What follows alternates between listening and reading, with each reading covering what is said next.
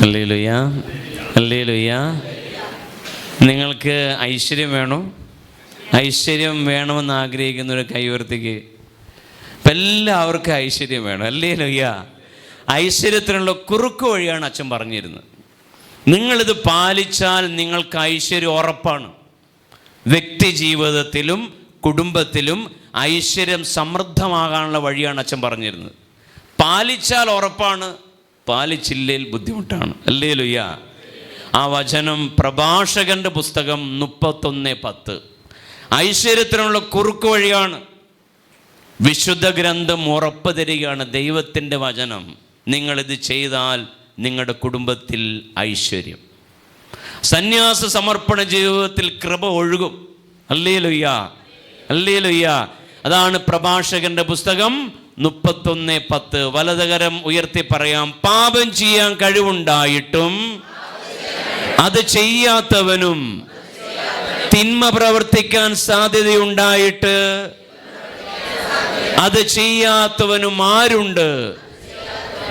അവൻ്റെ ഐശ്വര്യം സ്ഥിരമായിരിക്കും.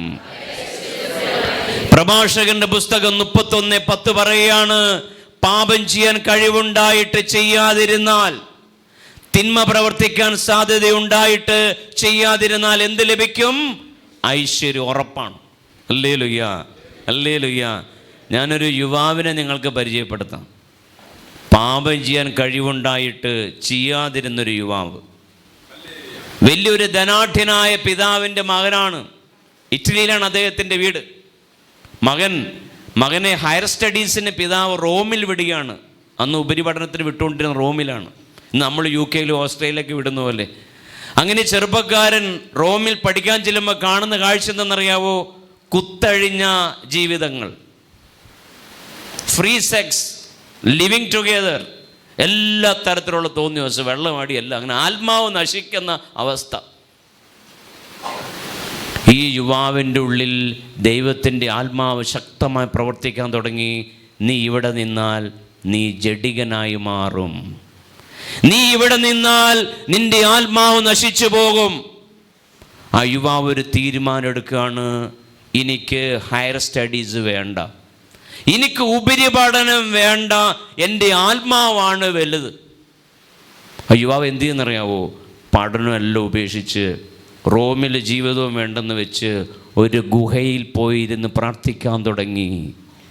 ലോകത്തിൻ്റെ പരിഹാരാർത്ഥം ഒരു ഗുഹയിൽ പോയിരുന്ന് ഇങ്ങനെ പ്രാർത്ഥിക്കാൻ തുടങ്ങി. അനേകം ആത്മാക്കൾ നശിക്കുന്ന കണ്ട് വേദനിച്ച് ഈ യുവാവ് ഇങ്ങനെ പ്രാർത്ഥിക്കാൻ തുടങ്ങി. യുവാവിനെ കുറിച്ച് കേട്ട് പലരും വരാൻ തുടങ്ങി. യുവാവിൻ്റെ ജീവിതത്തിൽ ആകർഷിക്കപ്പെട്ട് അനേകം ആളുകൾ യുവാവിൻ്റെ കൂടെ ഇങ്ങനെ ഒരു സന്യാസ ജീവിതം ആരംഭിക്കുകയാണ്. ഹല്ലേലൂയ. പിന്നീട് ആ യുവാവ് ഇങ്ങനെ സഭയിൽ വലിയൊരു വിശുദ്ധനായി മാറുകയാണ്.